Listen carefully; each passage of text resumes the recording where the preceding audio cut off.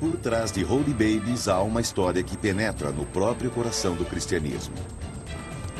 Seu verdadeiro significado pode ser tão herético quanto qualquer ficção do Código da Vinci. A diferença entre os dois quadros permitiu que alguns estudiosos descobrissem uma interpretação radicalmente nova. Uma teoria que sugere que o artista pode ter simbolizado algo bem mais plausível do que o Código da Vinci sugere: o gnosticismo. Sabemos com certeza que Leonardo tinha livros gnósticos e talvez tenha adquirido algumas ideias estranhas desses livros e mostrasse essas ideias no primeiro quadro da Virgem das Rochas. Porque, para Leonardo, Jesus Cristo seria um homem comum, como todos nós. A ideia de que Jesus seria um homem comum é uma crença profundamente gnóstica. O termo gnóstico vem do grego gnose, que significa conhecimento, mas não conhecimento no sentido intelectual. Gnose significa conhecimento em relacionamento, conhecimento do coração. Embora houvesse várias seitas diferentes, todas partilhavam a mesma crença de que dentro do ser humano há uma fagulha divina que pode ser descoberta através da contemplação e do autoconhecimento.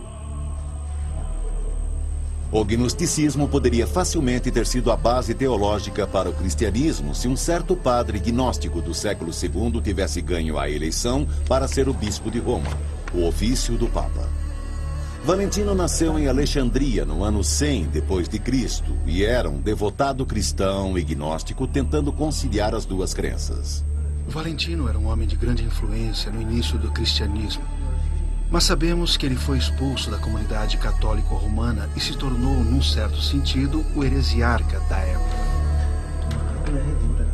A influência de Valentino levou ao crescimento das escolas gnósticas que, por sua vez, representavam a maior ameaça ao cristianismo dominante. E, de fato, analisando o rito católico, sua dispensa de Roma foi violentamente contrária aos seus ensinamentos. Eles frequentemente apresentam leituras radicalmente diferentes da criação e leituras radicalmente diferentes do que Cristo quis dizer com certas afirmações. Ao contrário da Igreja, a gnose acredita que a concepção da Virgem e inclusive a ressurreição não aconteceram fisicamente, mas seriam metáforas para o despertar espiritual. Eles nunca aceitaram a ressurreição da carne do corpo de Jesus. Eles aceitavam a ressurreição do espírito. Eles acreditavam que Jesus tinha uma dupla natureza, uma natureza espiritual e outra de carne e osso. Os gnósticos também praticavam uma forma de batismo mais profunda do que a lavagem dos pecados. Através desse batismo, a fagulha divina era despertada. Essa era uma ideia que se tornaria profundamente herética e ameaçaria minar a autoridade da Igreja. Mas existe algum indício de que Leonardo estava familiarizado com esses ensinamentos tão avançados?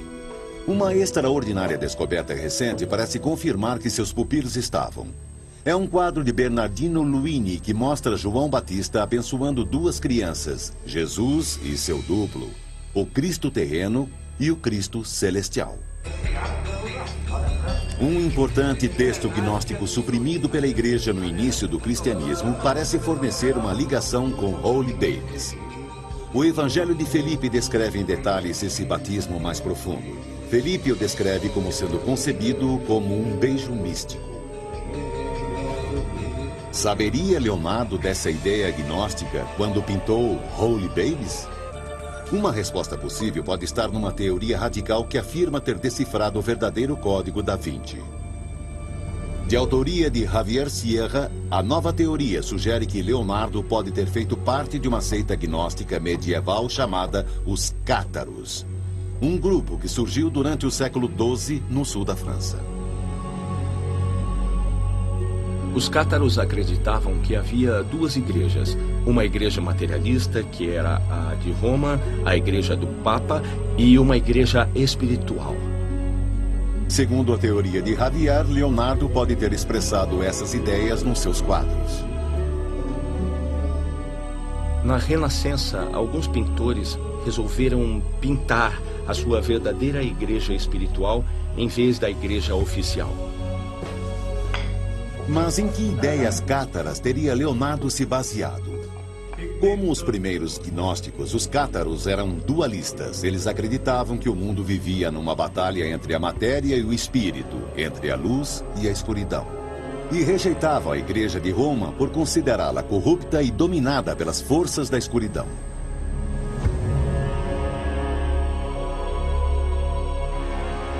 Os cátaros acreditavam essencialmente que a Igreja Católica era obra do demônio. Eles não gostavam da ideia de ostentação de riqueza da igreja, não gostavam dos prédios, não gostavam das roupas.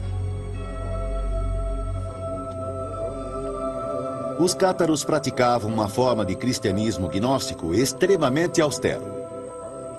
Os sacerdotes eram chamados de parfés ou perfeitos, e muitos eram mulheres. A mais alta cerimônia de iniciação dos cátaros se chamava consolamentum, e era o batismo pelo Espírito Santo.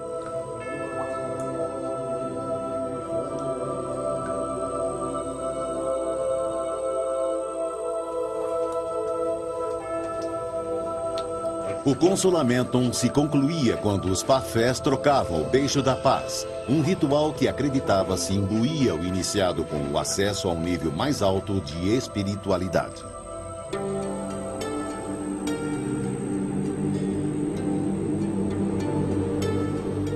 Determinada a esmagar a heresia que crescia rapidamente, a Igreja Católica respondeu com sangue. Ela lançou uma cruzada contra os cátaros. 40 mil homens, mulheres e crianças foram mortos e os que sobreviveram foram forçados a recuar sob a autoridade da Igreja Católica. Foi desse terrível massacre que surgiu a Inquisição Espanhola. Mas os cátaros não eram os únicos que acreditavam no beijo sagrado. Um ritual praticamente idêntico consta de um evangelho gnóstico do século II. O Evangelho de Filipe diz que o perfeito, que pode ser traduzido como iniciado, concebe e dá à luz pelo beijo. E isso porque as pessoas nascem espiritualmente no ritual que eles chamavam de batismo, que é renascimento. E é assim que, pelo beijo, encontramos recém-nascidos espirituais. Seria esse beijo sagrado dos gnósticos o que está retratado em Holy Babies? Talvez uma avaliação futura de Holy Babies venha um dia provar que ele está certo. Mas o que agora parece certo é que o tema encontrado na coleção Windsor é de Leonardo, deixando uma última e controvertida questão. O que ele significa? O professor Kemp considera seu ponto de vista representativo do mundo das artes. Uma interpretação gnóstica de Holy Baby seria, no mínimo, uma bobagem. Não existe nenhum indício de que Leonardo tivesse qualquer interesse na doutrina gnóstica. E, de fato, tudo que sabemos sobre Leonardo nos mostra que ele seria profundamente antipático a eles. Enquanto muitos especialistas concordam com o professor Kemp de que Leonardo não era pessoalmente gnóstico, existe, na realidade, uma opinião cada vez mais forte por parte de renomados especialistas em Da Vinci de que sua arte pode ter sido influenciada pela gnose.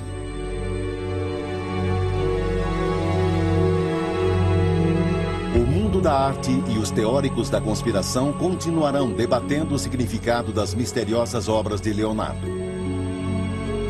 Mas o próprio Leonardo permanece um enigma.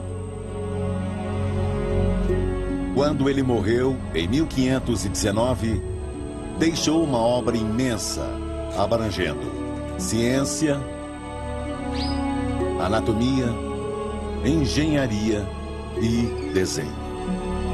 Mas sobre religião, ele era tipicamente calado. Holy Babies, no entanto, com sua iconografia gnóstica, talvez nos ofereça alguma pista de que o homem considerado como o maior gênio da história acreditava que a verdadeira divindade está no coração do homem.